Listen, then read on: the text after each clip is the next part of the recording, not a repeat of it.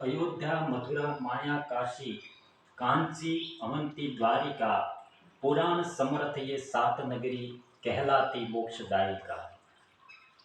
गंगा, यमुना, सरस्वती, गोदावरी सदा निरायनी, नर्मदा, सिंधु और कावेरी ये भी सात मोक्षदायिनी।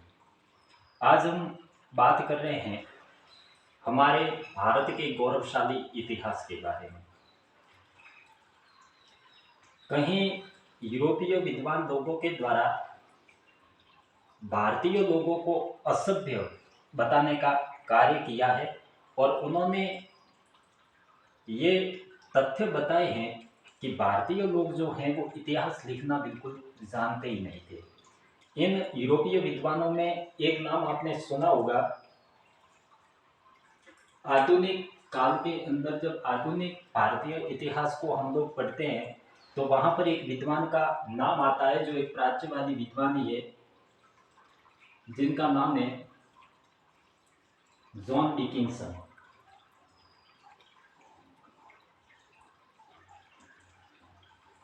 जॉन डिकिंसन ने एक धारणा दी थी कि भारतीय लोग बिल्कुल असभ्य लोग थे और ये लोग इतिहास के बारे में कुछ जानते ही नहीं है, इनको लेखन कला के बारे में पता ही नहीं था।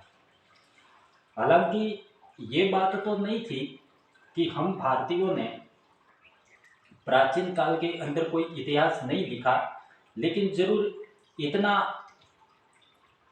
इतनी कमी हमारे अतीत के अंदर देखने को जरूर मिलती है कि हम भारतीयों के द्वारा जो इतिहास लिखा गया, प्राचीन इतिहास जितना भी लिखा गया, वो कहीं न कहीं धर्म से जोड़ करके लिखने का कार्य किया गया। हम प्राचीन और मध्यकाल के अंदर कहीं साहित्यिक ग्रंथ हमारे अतीत के अंदर लिखे हुए हमारे को प्राप्त होते हैं, जिसके अंदर ये लिखा हुआ है कि प्राचीन काल से ही हम भारतीयों के द्वारा इतिहास विषय का अध्ययन किया जाता है। जैसे प्राचीन काल में तक्षशिला, नालंदा और विक्रमशिला जैसे विश्वविद्यालय, मध्यकाल के अंदर बनारस, लाहौर, पेशावर, वल्लभी आदि विश्वविद्यालयों के अंदर शिक्षण व्यवस्थाएं भारत के अंदर लागू थी और उस काल के अंदर भी इतिहास विषय का अध्ययन करवाया जाता था।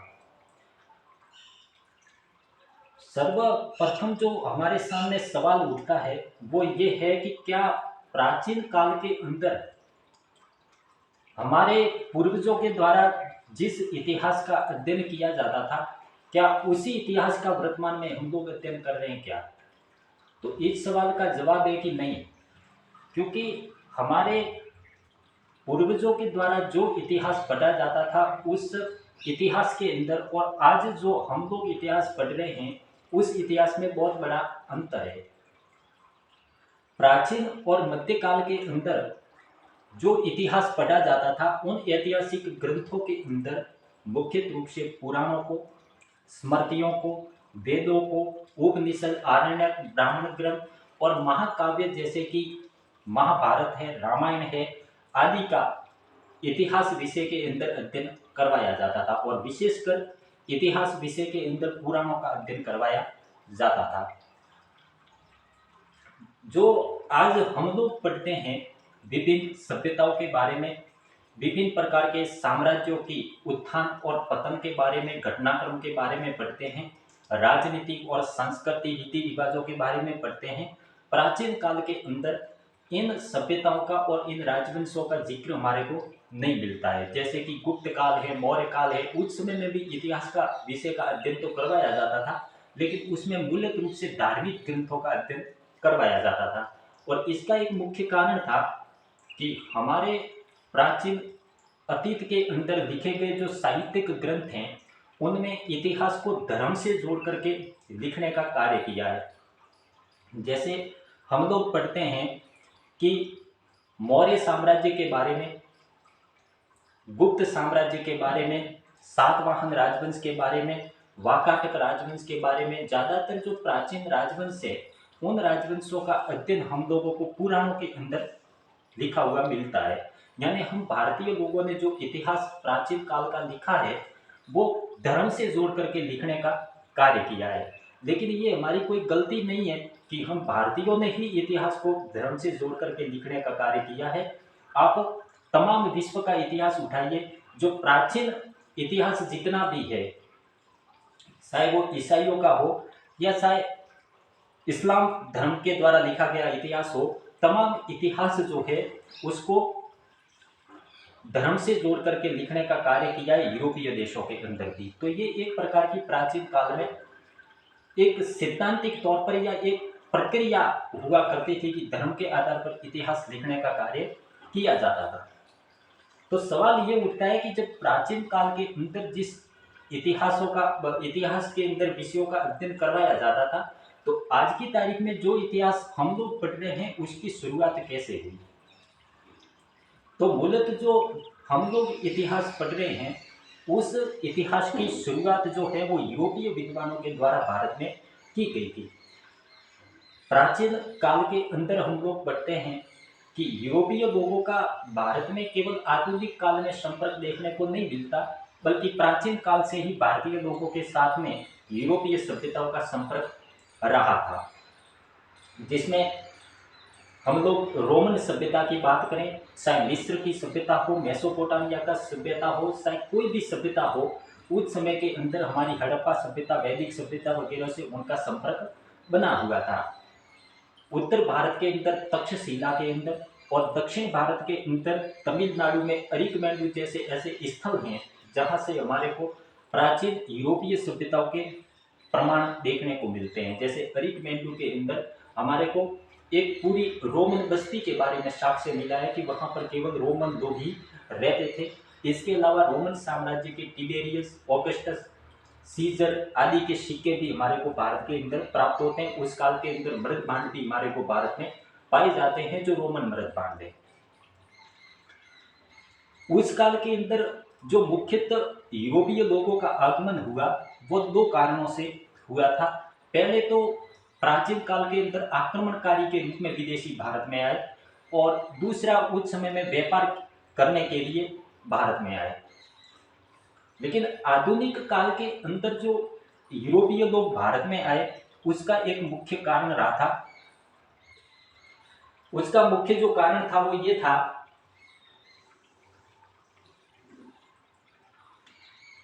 कि यूरोप के अंदर एक स्थल है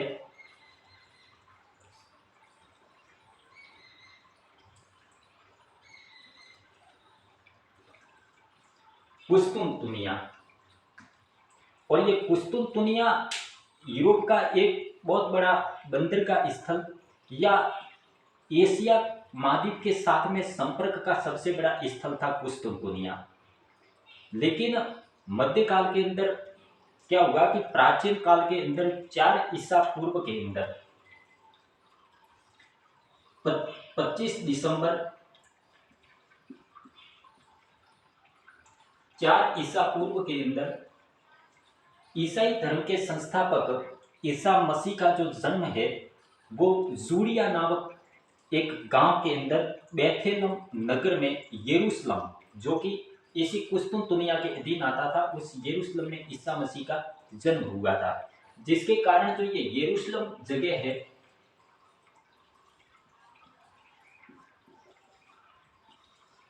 ये यरूशलेम ईसाई धर्म का प्रसिद्ध केंद्र बन गया था।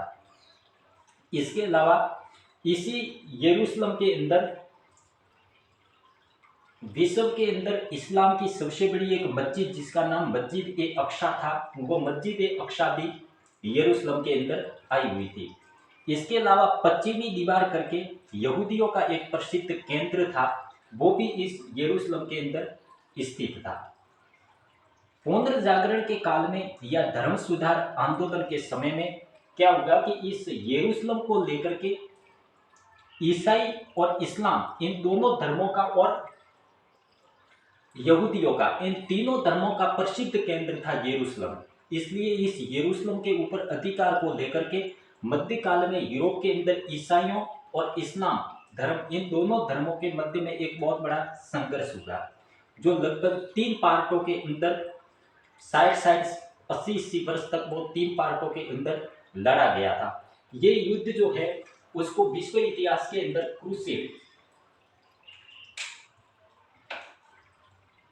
विश्व इतिहास के अंदर इन युद्धों को क्रूसेड या फिर धर्म युद्ध के नाम से पुकारा गया, धर्म युद्ध के नाम से पुकारा जाता है। ये युद्ध लगभग 11वीं शताब्दी के अंत से लेकर के यानी कि 1096 ईस्वी से लेकर के 13वीं शताब्दी के अंत तक लगभग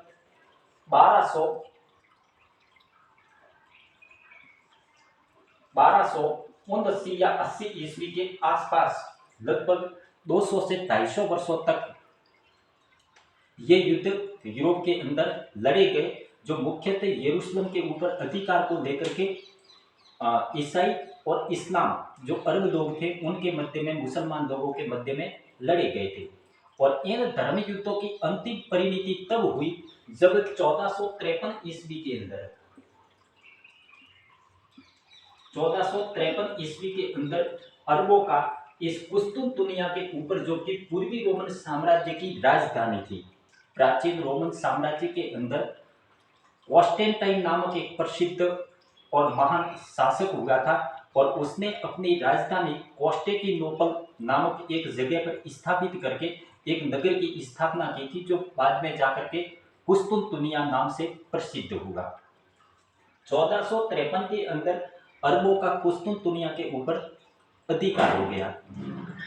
अब जो यूरोपीय लोगों का एशिया के साथ में संपर्क का जो मुख्य स्थान था वो था कुस्तुनतुनिया, जो कि अब अरबों के नियंत्रण में चला गया था। इसलिए नॉर्मली यूरोपीय लोगों का अब एशिया से संपर्क टूट गया था, क्योंकि अरब लोग जो हैं उन्होंने ईसाइयों को यहाँ से खदेड़ दिया था। इसलिए मध्यकाल के अंदर विभिन्न जो यूरोपीय देश थे, जो ईसाइयों के देश थे, उन्होंने एशिया के देशों के साथ अपना संपर्क स्थापित करने के लिए, वहां पर जाने के लिए नवीन मार्गों की खोज करना शुरू कर दिया। और इसीलिए हम लोग पढ़ते हैं कि क्रिस्टोफर कोलंबस ने अमेरिका की और भारत में आने का जो रास्ता था उसकी खोज वास्को डी गामा के द्वारा की गई थी।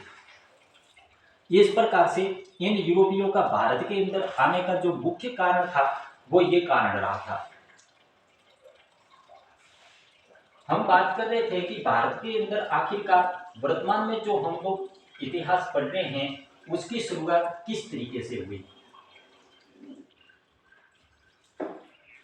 तो इसके बाद में विभिन्न जो यूरोपीय देश थे, इन्होंने दूसरे एशियाई देशों के ऊपर अपना अधिकार करके वहां पर उपनिवेश व्यापार करने के लिए उपनिवेश स्थापित करने की होड़ सी लगा रखी थी, जिसके अंदर भारत के अंदर आने वाले जो यूरोपीय कंपनियां थी उसमें सबसे पहले पुर्तगालियों के बाद डचों के बाद में अंग्रेजों के बाद में डेनों के बाद में फ्रांसीसी और अंत के अंदर स्पेनी लोगों का भारत के अंदर आगमन हुआ।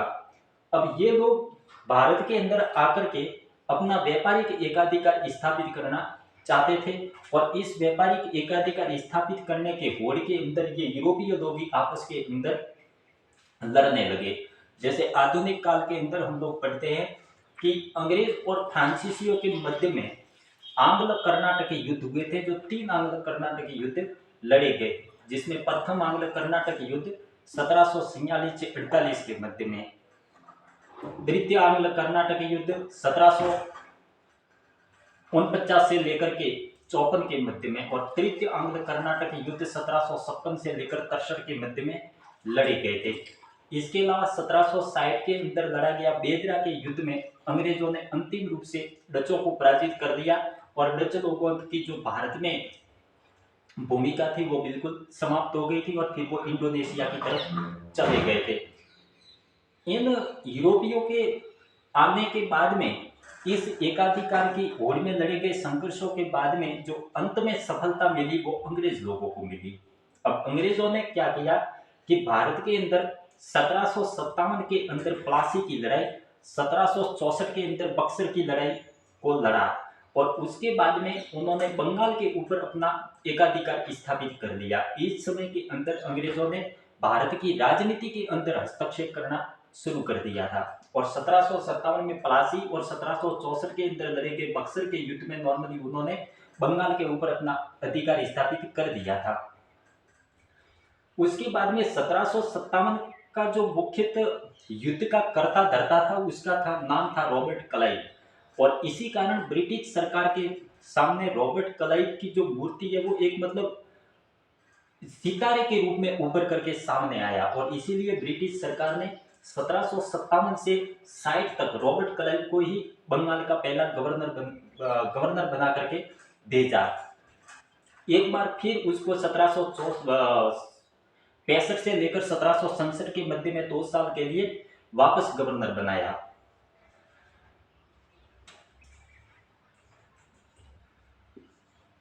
1765 के अंदर रॉबर्ट क्लाइव ने भारत के शासकों के साथ में 2 संधियां की जो अगस्त महीने के अंदर की गई थी। एक लगभग 12 अगस्त 1765 को और दूसरी 16 या 20 अगस्त 1765 के आसपास दोनों संधियां की।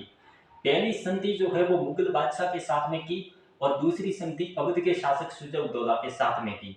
और इन संधियों के तहत रॉबर्ट क्लाइव जो है उसको बंगाल, बिहार और उड़ीसा की दीवानी तथा निजामत के अधिकार प्राप्त हो गए थे। इन संधियों से उसको दीवानी के अधिकार मिल गए और निजामत के अधिकार कुछ पैसे देकर के बाद में उन्होंने ले लिए थे। इस प्रकार बंगाल, बिहार और उड़ीसा सर्वप्रथम अंग्रेजों की बस्तियां बन गई थी या अंग्रेजों के राज्य बन गए थे भारत में। अब भारत के अंदर आधुनिक इतिहास जो हम लोग पढ़ते हैं उसकी वास्तविक शुरुआत कैसे हुई है वो इसी बात में हम लोग बताते हैं कि 1765 के बाद में जब अंग्रेजों ने अपने राज्य स्थापित कर लिए भारत के अंदर, तो उसके बाद में उनको यहाँ पर भारत के अंदर अपना एक प्रशासन लागू करना था। और निस्संदेह अगर अंग्रेज लोग यूरोपीय प्रशासन को लागू करते भारत में तो हो सकता था कि उस समय में भारतीय लोग विरोध कर दे उसका और विद्रोह पर उतर आए। और निस्संदेह अगर 1757 और 65 के आसपास में 1857 जैसी क्रांति हुई होती तो ब्रिटिश साम्राज्य की जो नींवें थी वो हल्की सी बनी हुई थी और उस समय में ब्रिटिश साम्राज्य बिखर सकता था। और इसी कारण अंग्रेज लोगों ने यूरोपीय प्रशासन को भारत के अंदर लागू नहीं किया। उन्होंने एक ऐसा प्रशासन लागू करना चाहा जो भारतीय लोगों को भी स्वीकार हो, यानी कि भारतीय लोगों के भी वो प्रशासन समझ में आ जाए और भारतीय लोग उस प्रशासन को, ब्रिटिश प्रशासन को स्वीकार करें। और इसीलिए ब्रिटिश अधिकारियों की ये नीति रही कि एक ऐसा प्रशासन लागू किया जाए जो भारतीय लोग उसको स्वीकार करें। पहले 1765 के अंदर रॉबर्ट क्लाइव ने बंगाल के अंदर एक प्रशासन लागू किया था जिसको द्वैध शासन व्यवस्था के नाम से पुकारा जाता है। लेकिन हम लोग जब आधुनिक काल में पढ़ते हैं तो पता चलता है कि द्वैध शासन व्यवस्था बिल्कुल असफल साबित हुई थी, क्योंकि किसान लोग जो है वो महाजनों के और जमींदारों के संगुल में फंस गए थे और उनके ऊपर बहुत सारा ऋण हो गया था जिसके कारण उसका विरोध करने लगे। इसके बाद में 1772 के अंदर 1772 से लेकर के 1785 ईस्वी के मध्य में बंगाल का गवर्नर जनरल बना वॉरेन हेस्टिंग्स। और वॉरेन हेस्टिंग्स ने सर्वप्रथम ये तरकीब अपनाई कि भारत के अंदर एक ऐसा प्रशासन लागू किया जाए जो भारतीय लोगों के आराम से समझ में आ सके और वो प्रशासन भारतीय लोग हमारे प्रशासन को स्वीकार करें। और इसीलिए इस प्रशासन की जानकारी के लिए उनको ये जानकारी जरूरी थी कि आखिरकार भारतीय लोग जो हैं वो किस तरीके के प्रशासन को स्वीकार करते हैं, कौन सा प्रशासन उनको अच्छा लगता है। और इसीलिए इन्होंने प्राचीन भारत का इतिहास पढ़ना शुरू कर दिया ताकि भारतीय लोगों के प्रशासन के बारे में उनको जानकारी प्राप्त हो सके। और इसीलिए हम लोग पढ़ते हैं कि इस वॉरेन हेस्टिंग्स के द्वारा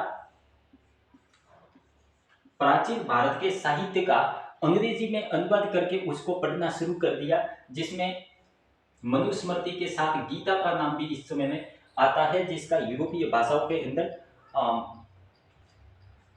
अनुवाद होने वाले ग्रंथों में पहले ग्रंथों के अंदर नाम आता है गीता और मनुस्मृति।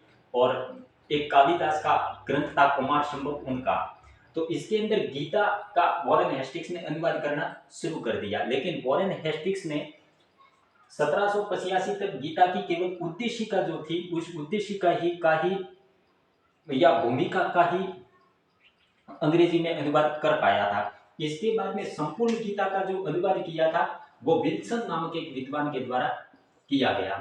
विल्सन ने गीता का अंग्रेजी में अनुवाद किया, जिसकी उद्देशिका जो है वो वॉरेन हेस्टिंग्स ने तैयार की थी। और इसी तरीके से उन्होंने भारतीय ग्रंथों का अंग्रेजी में अनुवाद करके भारतीय प्रशासन के बारे में जानकारी प्राप्त करना शुरू कर दिया। और इसीलिए हम लोग ये भी पढ़ते हैं कि भारत के अंदर जितने भी प्राचीन साहित्य है या फिर जो प्राचीन अभिलेख हैं, चाहे वो स्तंभ हैं वगैरह हैं, उनकी खोज भी किसने की है? यूरोपीय विद्वानों का नाम सामने आता है। जैसे कि सम्राट अशोक मौर्य के अभिलेखों की प्रथम खोज एक यूरोपीय पादरी टी फैनथेलर के द्वारा 1750 के अंदर की गई। अशोक के अभिलेखों लेखों को पढ़ने में पहली बार सफलता जेम्स प्रिसेंट के द्वारा हासिल की गई, जिसमें अशोक के पहली बार अभिलेख उसने 1837-38 में पढ़े। इसके अलावा भाब्रू शिलालेख की खोज 1840 में कैप्टन बर्ट के द्वारा की गई। इसके अलावा colonel James Tod, B A. Smith, James प्रिसेंट, विल्सन, विल्किंस, इन प्रकार के इतिहासकारों का नाम हम लोग पढ़ते हैं। इन यूरोपीय विद्वानों के द्वारा उनको खोजा गया और भारतीय प्रशासन की जानकारी प्राप्त करने के लिए इन्होंने इनको खोजा था। तो इस तरीके से भारत के अंदर विभिन्न सभ्यताओं के बारे में और विभिन्न साम्राज्यों के बारे में उन्होंने जानकारी प्राप्त की और उसको एक अतीत की तरफ लिखने का कार्य किया, जो वर्तमान के अंदर इस प्रकार से इतिहास की पढ़ाई शुरू हुई।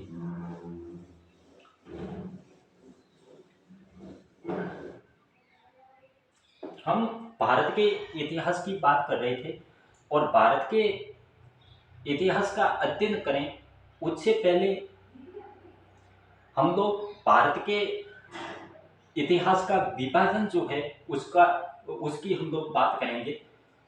तो आज हम भारत के इतिहास के विभाजन की बात करेंगे। सामान्यतः तौर पर भारतीय इतिहास को 3 भागों के अंदर विभाजित किया जाता है,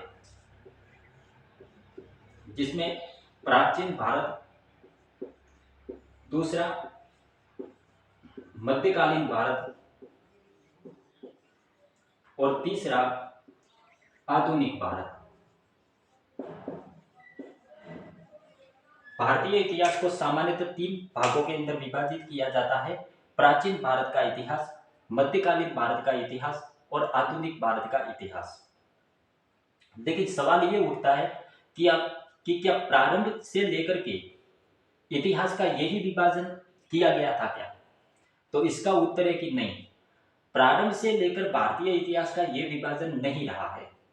प्रारंभ के अंदर इतिहास का अलग अलग भागों के अंदर कई विद्वानों के द्वारा विभाजन किया गया और भारतीय इतिहास के इन विभाजनों को समझने के लिए हमारे लिए ये जरूरी है कि हम भारत के इतिहास की जो लेखन की अवधारणा है, भारतीय इतिहास किस अवधारणाओं के आधार पर लिखा गया है, उसको समझना जरूरी है।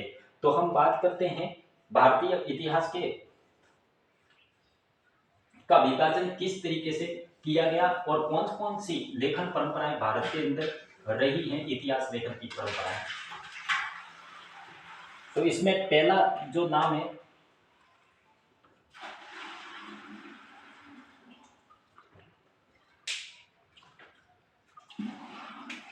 भारतीय इतिहास लेखन की परंपरा में पहला नाम आता है प्राच्यवादी इतिहास लेखन। प्राच्यवादी इतिहास लेखन।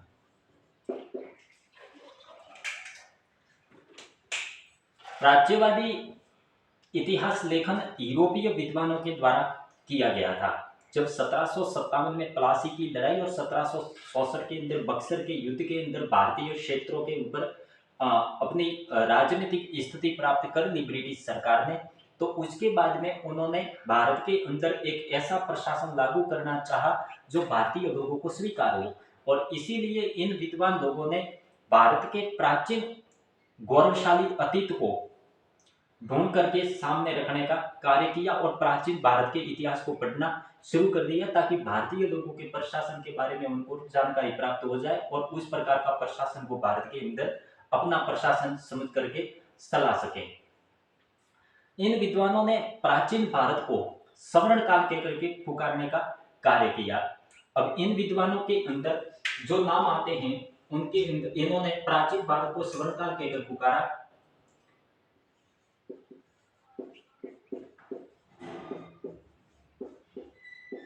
इन्होंने प्राचीन भारत को सवर्ण काल कहकर के पुकारा। इन विद्वानों के अंदर नाम आता है विल्किंस, विल्सन,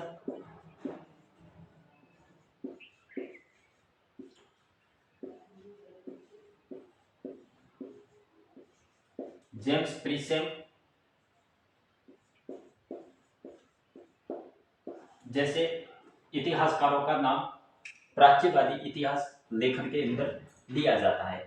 अब इन इतिहासकारों ने जो भारत का इतिहास है उसका 3 भागों के अंदर विभाजन किया, जिसमें इन्होंने बताया पहला प्रागैतिहासिक काल,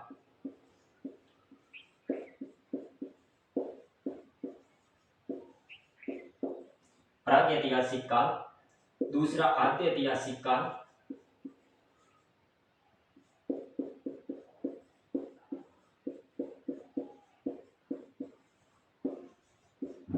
आद्यऐतिहासिक काल, और तीसरा इन्होंने ऐतिहासिक काल को रखा।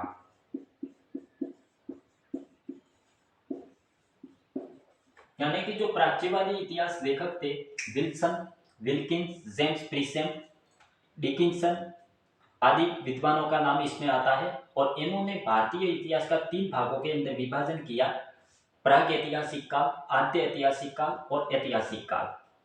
प्रागैतिहासिक काल हालांकि इसके विस्तृत इनका अध्ययन हम बाद में करेंगे।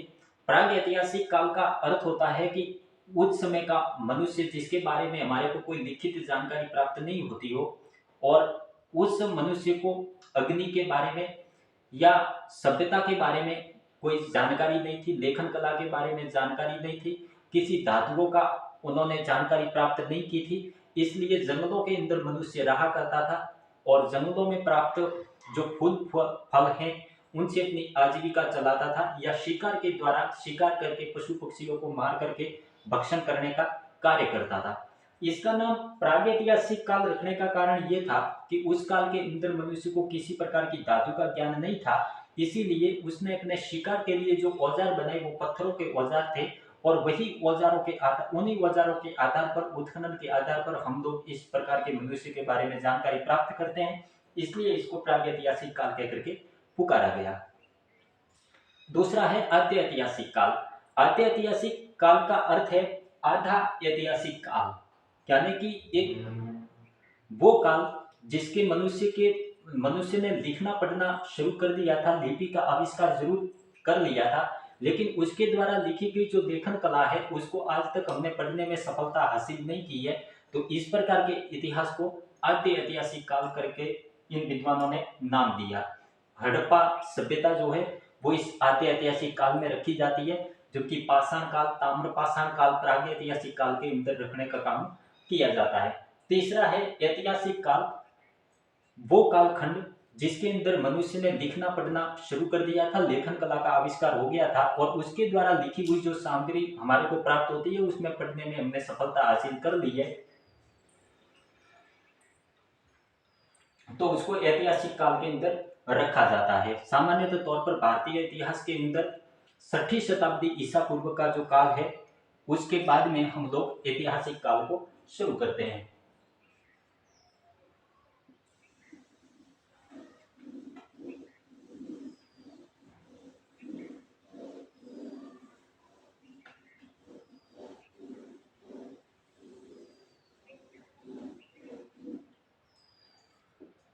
दूसरा जो भारतीय इतिहास लेखन की परंपरा रही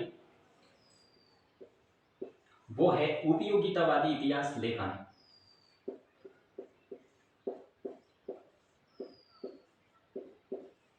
उपयोगितावादी इतिहास लेखन जैसे जैसे समय बीतता गया इन यूरोपीय विद्वानों के दिमाग के अंदर परिवर्तन आता रहा। इंग्लैंड के अंदर 1750 से 1850 के मध्य में हुई क्रांति से जितना विकास में परिवर्तन हुआ इंग्लैंड में, उसी प्रकार इन विद्वानों के दिमाग में भी परिवर्तन होता गया। अब इन लोगों ने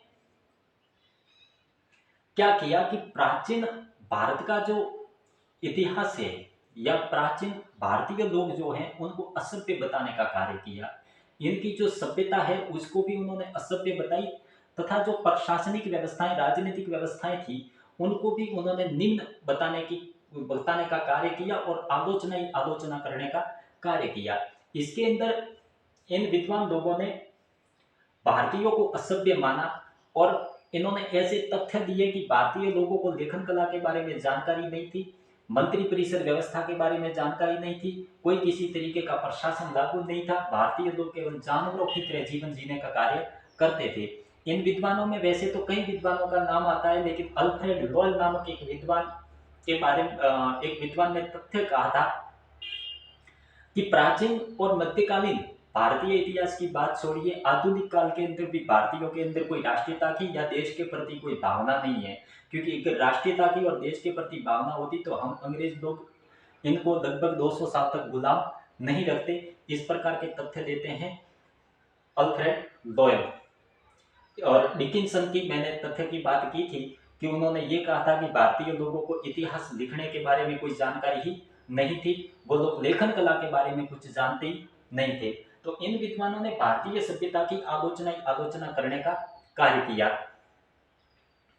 एक और विद्वान थे जॉनसन, और जॉनसन ही शायद नाम था, मैं नाम भूल गया, शायद जॉनसन नाम था। उन विद्वान ने कहा था कि भारतीय लोग इतने असभ्य हैं कि वो लोग ये समझते हैं कि जो सूर्य का उदय होता है वो हमें प्रकाश देने के लिए होता है, ये भारतीय लोगों की मान्यता है। इस प्रकार के तथ्य दिए इन उपयोगितावादी विद्वानों ने। उपयोगितावाद को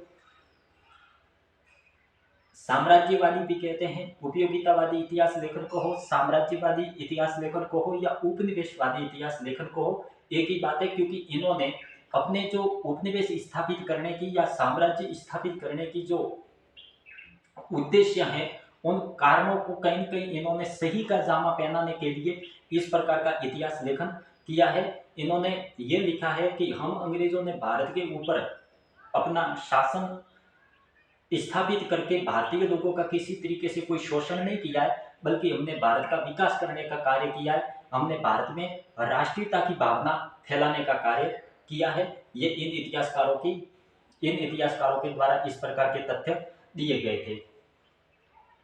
उपयोगितावादी इतिहास लेखन जो है, इसके अंदर प्रसिद्ध विद्वानों के अंदर कई नाम आते हैं, जिसमें वी.ए. स्मिथ,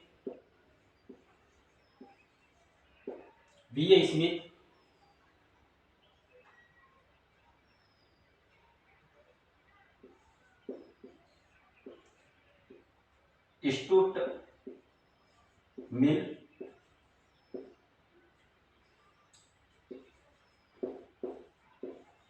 जेम्स मिल,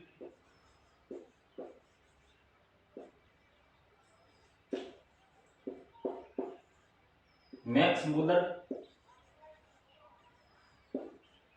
जैसे इतिहासकारों का नाम इस उपयोगितावादी या उपनिवेशवादी इतिहास लेखन के अंदर लिया जाता है। इन्होंने भारतीय लोगों की आलोचना करने का कार्य किया है और इन्होंने कहा कि भारत की जो प्राचीनतम राजनीतिक प्रणाली थी वो बिल्कुल निरंकुश प्रणाली थी। जैसे वी.ए. स्मिथ ने मौर्य साम्राज्य के बारे में तथ्य देते हुए लिखा कि मौर्य जो साम्राज्य के शासक थे वो बिल्कुल निरंकुश शासक थे और इस निरंकुशता के कारण ही मौर्य साम्राज्य का पतन हो गया। इसके अलावा वी.ए. स्मिथ ने शिवाजी के बारे में भी कहा कि जो मराठा राज्य शिवाजी का था वो एक डाकू राज्य था, क्योंकि शिवाजी का काम ही था लूट मार करना। इस प्रकार की वक्तव्य देने का कार्य किया इन विद्वानों के द्वारा। लेकिन एक महत्वपूर्ण बात इनमें और नजर आती है कि जो भारत के अंदर अच्छी प्रणालियां थी या अच्छे जो शासक हुए थे, जो महान शासक हुए जिन्होंने प्रजा हित के रूप में कार्य किया है या जो युद्धों में अपना प्रशंसनीय योग्य योगदान दिया है, उन भारतीय इतिहास के शासकों की तुलना इन्होंने अपने यूरोपीय शासकों के साथ में करने का कार्य किया। जैसे कि सम्राट अशोक मौर्य है, उस अशोक मौर्य की तुलना कहीं यूरोपीय शासकों जिसमें रोमन सम्राट कॉन्स्टेंटाइन, सीजर और मिस्र के फराव के साथ में करने का कार्य किया।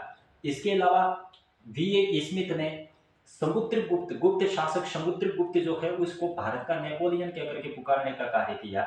यही नहीं, दक्षिण भारत के अंदर एक प्रसिद्ध शासक हुआ चोल साम्राज्य में राजेंद्र चोल, तो उसको दक्षिण भारत का नेपोलियन बोल दिया।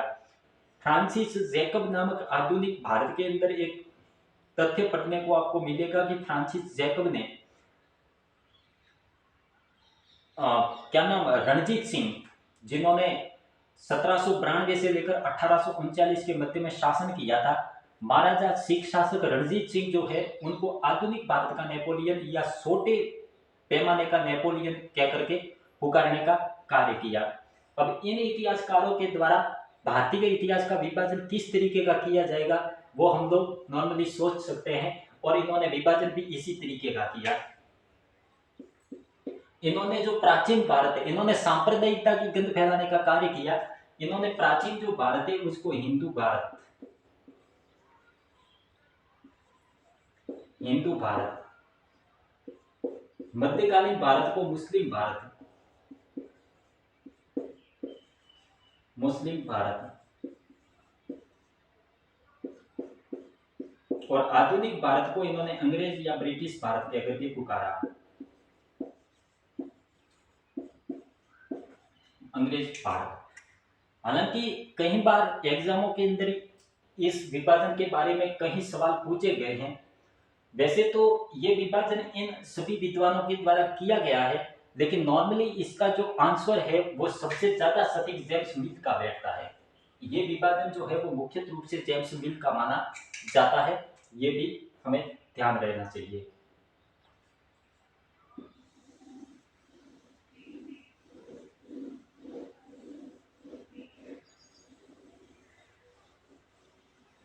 ये जो उपयोगितावादी इतिहास लेखन, उपनिवेशवादी या साम्राज्यवादी इतिहास लेखन जो है उसके विरुद्ध में 1970 के आसपास, या यूं कहें कि भारत की स्वतंत्रता के बाद में भारतीय इतिहासकारों के द्वारा एक नए तरीके का इतिहास लेखन शुरू किया गया, जिसको राष्ट्रवादी इतिहास लेखन के नाम से पुकारा जाता है, जो जर्मनी के अंदर रांके और हम्बोल्ट के द्वारा लिखा गया जो आदर्शवादी इतिहास लेखन है उसके अंदर इसकी पहली जड़ें देखने को मिलती है, जिसमें अपने देश के गौरवशाली अतीत को सामने रखने का कार्य किया।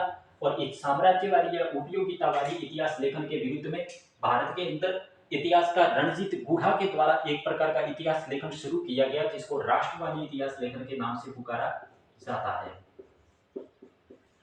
राष्ट्रवादी इतिहास लेखन। अब इस इतिहास लेखन के अंदर भारत के जो महान इतिहासकार हैं उन्होंने इन यूरोपीय विद्वानों की गलत फहमी को गलत साबित करने का कार्य किया। उन्होंने कहा कि जो आप लोग हम लोगों को असभ्य मानते हो, आप कह रहे हो कि आपकी निरंकुश शासन व्यवस्थाएं थी, आपके पास कोई प्रशासन नहीं था, आप भारत के अतीत में झांक करके देखो, हमारे पास जो लॉर्ड रिपन ने स्थानीय शासन व्यवस्था भारत में शुरू की है 1880 से 84 के मध्य में समय काल रहा था लॉर्ड रिपन का। उन्होंने जो स्थानीय शासन व्यवस्था का हम उनको जनक क्यों माने, भारत में स्थानीय शासन व्यवस्था ऋग्वेद में भी दी हुई है, वेदों के काल में दी हुई है। इसके अलावा आज की तारीख में जहां यूरोपीय देशों में संवैधानिकता के रूप में भी ऐसे जो नियम देखने को नहीं मिलते, ऐसे स्थानीय शासन व्यवस्था के नियम हमारे को चोलकालीन अभिलेखों के अंदर देखने को मिलते हैं, लगभग आज से 2000 साल पहले। इस प्रकार इन राष्ट्रवादी इतिहासकारों ने भारत के गौरवशाली अतीत को सामने रखने का कार्य किया, और उन्होंने बताया कि हमारे प्राचीन काल के अंदर भी अभिलेखों के अंदर और साहित्यिक ग्रंथों में प्रशासन देखने को मिलता है, जहां प्रधानमंत्री और कलेक्टर जैसे जो ओहदे हैं उस समय के अंदर लोगों को प्राप्त होते रहते थे, और राजा भी कोई निरंकुश नहीं होते थे। एक दो को छोड़ करके प्राचीन भारत के इतिहास में कोई निरंकुश राजा भी नहीं हुए हैं। हमारे पास प्राचीन काल से ही प्रशासनिक व्यवस्था है, मंत्री परिषदीय व्यवस्था है, राजनीतिक व्यवस्था थी, आर्थिक रूप से भी भारत बहुत आगे था। और सांस्कृतिक रीति रिवाजों के बारे में इन्होंने प्राचीन भारत के अपने गौरवशाली अतीत को सामने रखने का कार्य किया और उन उपनिवेशवादी इतिहास लेखकों को उसका उत्तर दिया। इन इतिहास लेखन जो है इतिहासकार है, इनमें आर.सी. मजूमदार, रमेश चंद्र मजूमदार, ताराचंद्र, डी.आर. भंडारकर जैसे इतिहासकारों का नाम आता है। इसके अंदर मुख्यतः नाम मजूमदार, ताराचंद्र,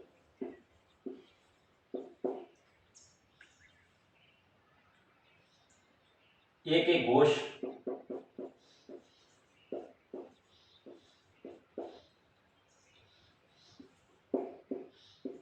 डी.आर. भंडारकर,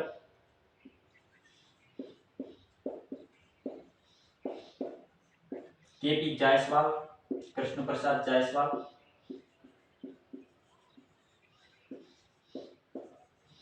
आदि, हेमचंद्र राय चौधरी, राधा कुमुद मुखर्जी आदि इतिहासकारों का नाम राष्ट्रवादी इतिहास लेखन के अंदर शामिल किया जाता है।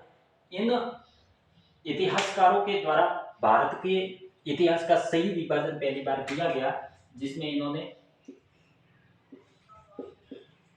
प्राचीन भारत,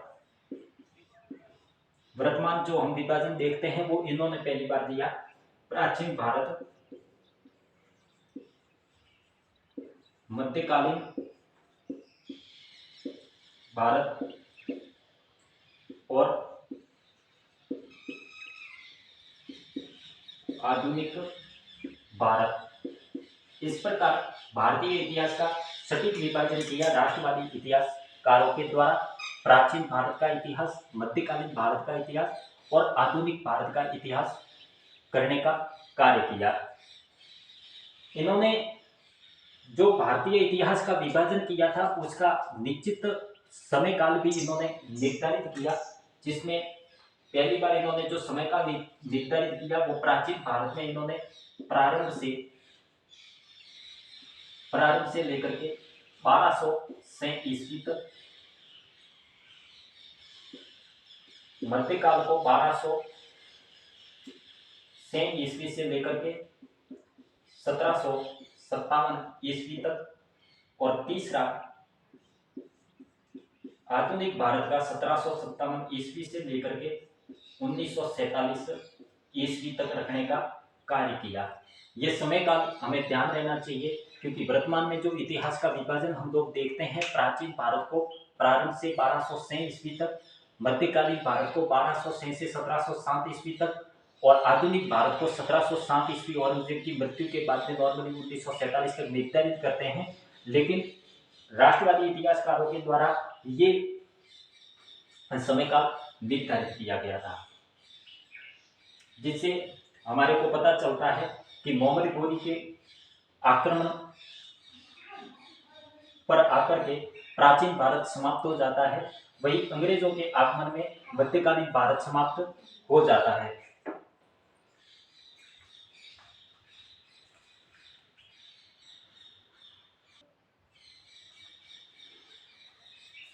तो इन राष्ट्रवादी इतिहासकारों के द्वारा इस तरह का इतिहास लेखन किया गया।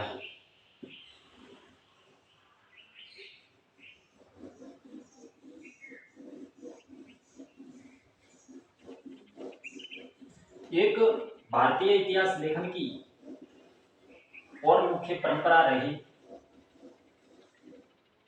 जिसका नाम है मार्क्सवादी इतिहास लेखन।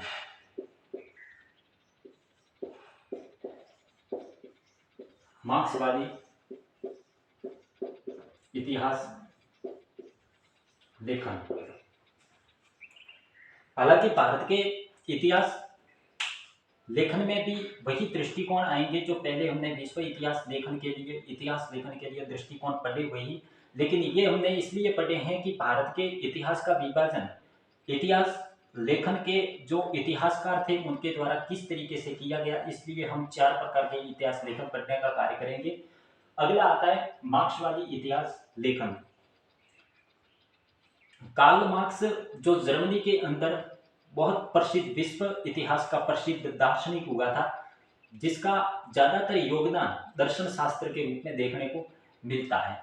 1813 से लेकर 1883 के मध्य में समय काल रहा था कार्ल मार्क्स का। और कार्ल मार्क्स के बाद में कुछ विद्वानों ने कार्ल मार्क्स के द्वारा दी गई जो इतिहास की परिभाषा थी उसके आधार पर इतिहास लिखने का कार्य किया। इस तरीके से इतिहास लेखन में एक नए दृष्टिकोण की शुरुआत हुई, जिसको मार्क्सवादी दृष्टिकोण के नाम से पुकारा जाता है। कार्ल मार्क्स ने इतिहास की भौतिकवादी व्याख्या की थी, जिसके अंदर उन्होंने कहा कि समस्त जो इतिहास हम पढ़ते हैं, इतिहास के अंदर केवल वर्ग संघर्ष ही नजर आता है। दो वर्गों के मध्य में संघर्ष देखने को मिलता है, चाहे वो प्राचीन इतिहास हो, मध्यकालीन इतिहास हो, चाहे आधुनिक इतिहास हो। कार्ल मार्क्स कहते हैं कि उच्च वर्ग और निम्न वर्ग इन दोनों के मध्य में इतिहास के अंदर हमेशा हमारे को संघर्ष देखने को मिलता है। प्राचीन काल के अंदर लोग लड़ते थे दासों को प्राप्त करने के लिए, मध्यकाल के अंदर लोग लड़ते थे जमीन जायदाद को प्राप्त करने के लिए, और आधुनिक काल के अंदर वर्ग संघर्ष नजर आता है पूंजी को लेकर के। तो वही बात आ गई कि कार्ल मार्क्स जो है वो हिंसा का समर्थक है, और ये कहते हैं कि वर्ग संघर्ष ही तमाम इतिहास है। इस तरीके की उन्होंने भौतिकवादी व्याख्या करते हुए कहा, भारत के इतिहास का जो विभाजन है उसके बारे में इन इतिहासकारों का मानना है कि हमें भारत के इतिहास का विभाजन करने के लिए मोहम्मद गोरी के आक्रमण की राह नहीं देखनी चाहिए, और नहीं अंग्रेजों का समय काल देखना चाहिए कि कितने समय तक वो रहे हैं नहीं रहे हैं, उसके आधार पर इतिहास का विभाजन हम नहीं कर सकते। मार्क्सवादी इतिहासकारों ने कहा कि इतिहास का विभाजन जो है वो उस समय की भौतिक परिस्थितियों के आधार पर और अतीत के अंदर जो मुख्य भौतिक या राजनीतिक सांस्कृतिक जो बड़े परिवर्तन हुए हैं उन परिवर्तनों के आधार पर हमें इतिहास का विभाजन करना चाहिए। हालांकि मार्क्सवादी इतिहास लेखकों ने केवल समय काल के अंदर परिवर्तन किया है, जिसमें प्राचीन भारत,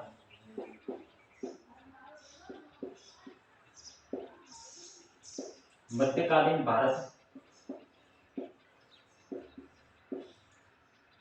और आधुनिक भारत, इन तीनों का समय काल के अंदर मार्क्सवादी इतिहासकारों के द्वारा परिवर्तन किया गया, जिसमें प्राचीन भारत को प्रारंभ से 750 ईस्वी तक रखा, मध्यकाल को 750 ईस्वी से 1757 ईस्वी तक रखा, और आधुनिक काल को 1757 ईस्वी से 1947 ईस्वी के मध्य में रखने का कार्य किया मार्क्सवादी इतिहासकारों के द्वारा। मार्क्सवादी इतिहासकारों की अगर बात करें तो भारत में मार्क्सवादी इतिहास लेखन की शुरुआत डी कौशाम्बी के द्वारा शुरू की गई थी, दामोदर दास धर्मदास कौशाम्बी के द्वारा। वर्तमान में रोमिला थापर जो प्रसिद्ध इतिहासकार हैं वो मार्क्सवादी इतिहास लेखन से संबंधित हैं। तो इन मार्क्सवादी इतिहासकारों के द्वारा भारत के इतिहास का विभाजन इस तरीके से किया गया था।